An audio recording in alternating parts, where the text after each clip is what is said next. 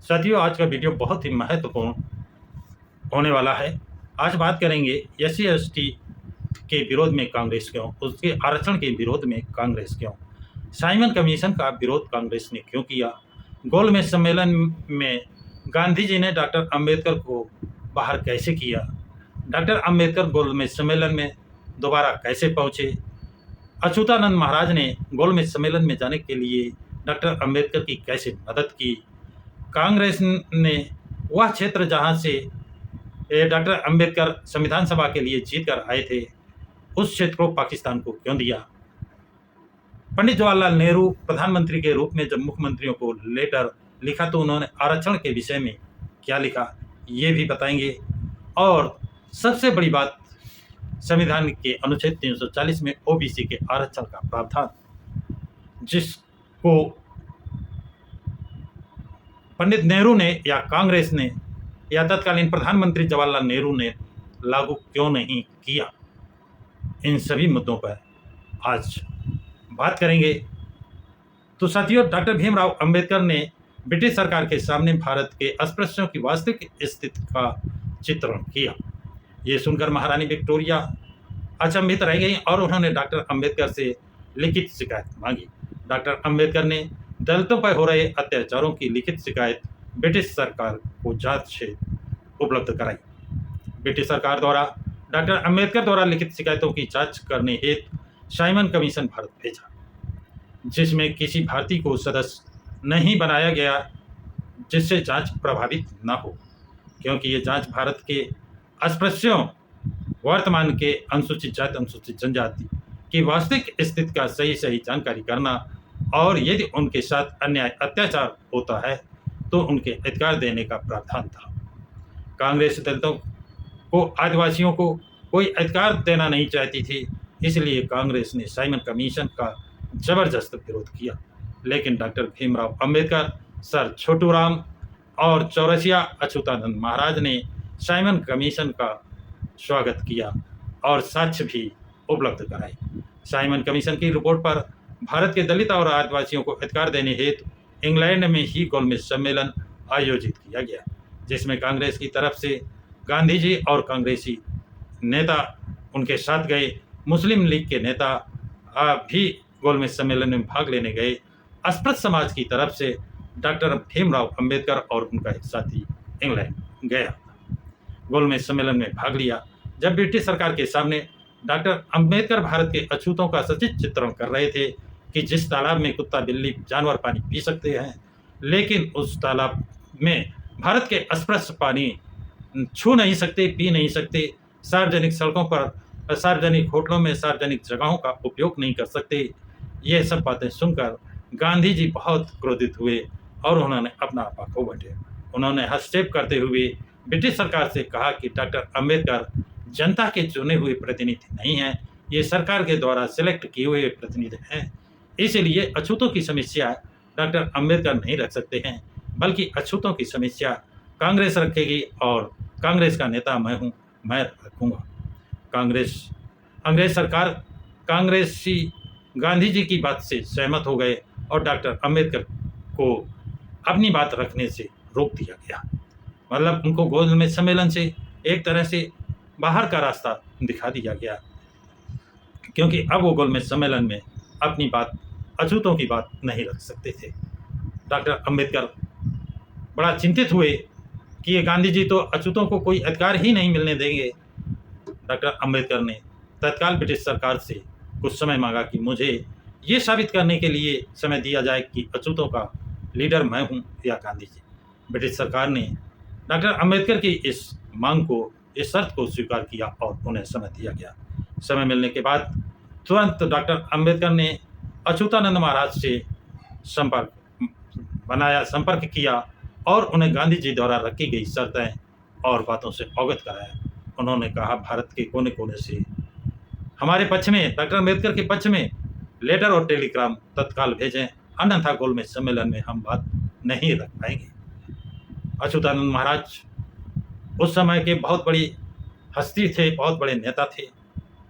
वो उस समय तक अच्युतानंद महाराज ने भारत में 248 जनसभाएं कर चुके थे, जिसके कारण उनकी चारों तरफ पूरे भारत में जान पहचान थी। उत्तर से दक्षिण, पूरब से पश्चिम, सब जगह उन्होंने संपर्क करके और डॉक्टर अंबेडकर के पक्ष में हजारों लेटर, टेलीग्राम भिजवाए। जब डॉक्टर अंबेडकर के पक्ष में ब्रिटिश सरकार के पास हजारों ढेर सारे टेलीग्राम पहुंचे और गांधी जी के पक्ष में मात्र 3 टेलीग्राम गए। ऐसी स्थिति में ब्रिटिश सरकार ने गांधी से पूछा कि गांधी जी, आप कहते थे अछूतों का नेता मैं हूं, डॉक्टर अंबेडकर नहीं, लेकिन भारत से इतने टेलीग्राम और लेटर आए हैं कि ढेर सारे हजारों की संख्या में आए हैं और तुम्हारे पक्ष में मात्र 3 लेटर है। तो साथियों, अच्युतानंद महाराज के इस सहयोग बलिदान से, उनका इस सेक्रीफाइस से डॉक्टर अंबेडकर को गोलमेज सम्मेलन में फिर से भाग लेने का, अपनी बात रखने का मौका मिला। यदि अच्युतानंद महाराज इतने फेमस ना होते, 248 मीटिंग ना किए होते, तो गांधी जी अपनी चाल में कामयाब हो गए थे। तो गांधी जी को अछूतों की बात रखने से रोका गया और डॉक्टर अंबेडकर को अछूतों की बात रखने का मौका दिया गया। ये बात गांधी जी को बहुत ही नागवार लगी और उन्होंने एक तरकीब दूसरी सोची। वो देखिए कितनी खतरनाक है। उन्होंने सोचा जो मुसलमान आए हुए हैं मुस्लिम लीग के, उनसे मिलते हैं और उनसे डॉक्टर अंबेडकर का विरोध कराएंगे। वो रात में पुस्तकों की दुकान पर जाते हैं और वहाँ से कुरान की किताब खरीदते हैं और वो कुरान की किताब लेकर मुस्लिम लीग के नेता जिस होटल में टिके होते हैं, उस होटल में जाकर उनसे मिलते हैं और उनके सामने कुरान रख करके कहते हैं कि ये कुरान सच्ची है, आप लोग डॉक्टर अंबेडकर का विरोध करें और हम आपकी जो 14 सूत्री मांगे हैं बिना शर्त स्वीकार कर लेंगे। लेकिन धन है वो मुस्लिम लीग के नेता, उन्होंने गांधी जी को टूक जवाब दिया कि जिन अधिकारों को मैंने ब्रिटिश सरकार से प्राप्त किए हैं, उन्हीं अधिकारों को डॉक्टर अंबेडकर अपने समाज के लिए मांग रहे हैं। उनकी मांग वाजिब है, हम उनका विरोध नहीं करेंगे। इससे गांधी जी और निराश हो गए और उन्होंने उनकी आशाओं पर पानी फिर गया। ऐसी स्थिति में गांधी जी क्या करें?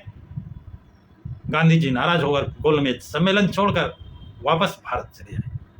गोलमेज सम्मेलन में डॉक्टर अंबेडकर ने अपनी विद्वत्ता का परिचय देते हुए और भारत में अस्पृश्यों के साथ जो घटित हो रहा था उसका सचित्र चित्रण गोलमेज सम्मेलन में प्रस्तुत किया, जिससे प्रभावित होकर ब्रिटिश सरकार ने 2 वोटों का अधिकार, जिसे कर्नल अवार्ड भी कहते हैं, वो डॉक्टर अंबेडकर को दिया। ये क्यों दिया? क्योंकि जो शिकायतें डॉक्टर भीमराव अंबेडकर ने ब्रिटिश सरकार के सामने रखी थी, उसकी जांच के लिए जब साइमन कमीशन ब्रिटिश सरकार ने भारत में भेजा था, जिसके सभी सदस्य अंग्रेज थे, तो कांग्रेस ने, और वो साइमन कमीशन भारत के SC ST OBC की वास्तविक स्थिति क्या जैसा डॉक्टर अंबेडकर ने लिख कर दिया है वो सही है कि नहीं सही है, उसकी जांच करने आए थे। क्या उनको अधिकार देने की जरूरत है कि नहीं है? ये जब जांच करने के लिए आए तो कांग्रेस ने साइमन कमीशन का विरोध किया, ये कहकर विरोध किया कि इसमें कोई भारतीय नहीं है। यदि उसमें कोई भारतीय जोड़ा जाता तो कांग्रेसी होता और कांग्रेसी अधिकार नहीं देने देता, इसलिए ब्रिटिश सरकार ने किसी भारतीय को नहीं रखा था। कांग्रेस ने साइमन कमीशन का गो बैक का नारा दिया और जबरदस्त विरोध किया। लेकिन डॉक्टर अंबेडकर, सर छोटूराम और चौरसिया, अच्युतानंद महाराज आदि नेताओं ने साइमन कमीशन का स्वागत किया और साइमन कमीशन ने ये सारी रिपोर्टें देने के बाद ही गोलमेज सम्मेलन लंदन में आयोजित किया गया था। इसलिए जो डॉक्टर अंबेडकर अपनी बातें रख रहे थे, वो बातें साइमन कमीशन की रिपोर्ट में भी जा चुकी थी। इसलिए डॉक्टर अंबेडकर की बात को बल मिल रहा था और गांधी जी की बात बलहीन, तर्कहीन और एक पक्षी थी। इसलिए गांधी जी वहाँ से नाराज होकर के भारत वापस आ गए थे। गांधी जी भारत आकर के जब अस्पृश्यों को लिए, SC ST के लिए डबल वोट का अधिकार, जिसे कर्नल अवार्ड कहते हैं, ये मिला, तो गांधी जी ये सुनकर अमर अनशन पर चले गए। गांधी जी की हालत खराब होने लगी। कांग्रेसियों ने जगह जगह देश में उपद्रव करने लगे कि इनको जीवन दान डॉक्टर अंबेडकर दें। डॉक्टर अंबेडकर जो कर्नल अवार्ड लेकर ब्रिटेन से आए हैं उसे छोड़ें, अन्यथा गांधी जी अगर मर जाते हैं तो देश में बहुत बड़ा बवाल होगा, क्रांति होगी। मजबूर होकर ना चाहते हुए डॉक्टर अंबेडकर को पूना पैक्ट करना पड़ा।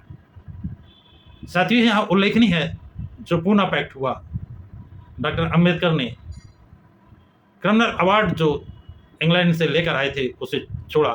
उसके बदले में एससी एसटी को, अनुसूचित जाति अनुसूचित जनजाति को जो आरक्षण रिजर्वेशन, इस रिजर्वेशन का प्रतिनिधित्व कहते हैं, वो दिया गया। और सबसे बड़ी बात, उस पूना पैक्ट पर डॉक्टर अंबेडकर ने साइन किए, कांग्रेस के अन्य नेताओं ने साइन किए, लेकिन गांधी जी ने साइन नहीं किया था, हस्ताक्षर नहीं किया था। गांधी की नीति और चरित्र आप समझ सकते हैं। जब एक चीज यहां और आपको बता दें, 1935 के पहले शेड्यूल कास्ट शब्द नहीं था। ये पहली बार शेड्यूल कास्ट शब्द, जब अनुसूचित जातियां, अनुसूचित जनजातियों को शेड्यूलबद्ध किया गया है, सूचीबद्ध किया गया है, तभी ये शेड्यूल कास्ट शब्द आया है। इसी तरह जब संविधान सभा में डॉक्टर भीमराव अंबेडकर ओबीसी शब्द का प्रयोग सबसे पहले 1948 में किया है। डॉक्टर अंबेडकर ने संविधान सभा में कहा जो अति शूद्र थे उनको अनुसूचित जाति अनुसूचित जनजाति में सूचीबद्ध किया जा चुका है। इसके अलावा जो पिछड़े हुए लोग हैं, पिछड़ी जातियां हैं, बैकवर्ड कास्ट, बैकवर्डनेस जिनमें है, उन जातियों को चिन्हित किया जाए और उनको आरक्षण दिया जाए। और इसका प्रावधान डॉक्टर अंबेडकर ने अनुच्छेद 340 में किया, एससी का 341 में और एसटी का 342 में। लेकिन कांग्रेस की सरकार बनने के बाद, पंडित जवाहरलाल नेहरू के प्रधानमंत्री बनने के बाद भी जब ओबीसी के आरक्षण पर सरकार चुप रही, तो इस बात को प्रमुखता से डॉक्टर भीमराव अंबेडकर ने उठाया। और अपने कांग्रेस ने जब इसे नहीं माना और डॉक्टर अंबेडकर ने मंत्रिमंडल से जब इस्तीफा दिया है, तो इस बात का उल्लेख किया है। उन जो इस्तीफा देने का एक कारण है, जो कारण है उनमें एक प्रमुख कारण ओबीसी का आरक्षण लागू न करना है। इसके अलावा 1961 27 जून 1961 को भारत के प्रधानमंत्री पंडित जवाहरलाल नेहरू ने मुख्यमंत्रियों को जो पत्र लिखा, उसमें उन्होंने लिखा, मैं आरक्षण का समर्थक नहीं हूं। यानी गांधी जवाहरलाल नेहरू की नीति यहां स्पष्ट होती है। 27 जून 1961 को मुख्यमंत्रियों के लिखे पत्र में स्पष्ट लिखते हैं, मैं आरक्षण का समर्थक नहीं। अब साथियों, आप अभी पढ़ा होगा, सुना होगा, टीवी पर देखा होगा, सोशल मीडिया पर देखा होगा, कांग्रेस के राष्ट्रीय अध्यक्ष मल्लिकार्जुन खड़गे प्रेस कॉन्फ्रेंस करके कह रहे हैं आरक्षण गांधी जी और पंडित जवाहरलाल नेहरू ने दिया। गांधी जी ने आरक्षण का कितना विरोध किया, इंग्लैंड में जाकर विरोध किया और भारत में आकर आमरण अनशन करते हैं। पंडित जवाहरलाल नेहरू 1961 में जो मुख्यमंत्रियों को लेटर लिखते हैं, उसमें लिखते हैं, मैं आरक्षण का समर्थक नहीं। और कांग्रेस के राष्ट्रीय अध्यक्ष जो स्वयं अनुसूचित जाति के हैं, वो कितने दबाव में हैं। एक राष्ट्रीय अध्यक्ष अगर इतने दबाव में है तो अन्य सदस्यों की कल्पना क्या की जाए। तो साथियों, कांग्रेस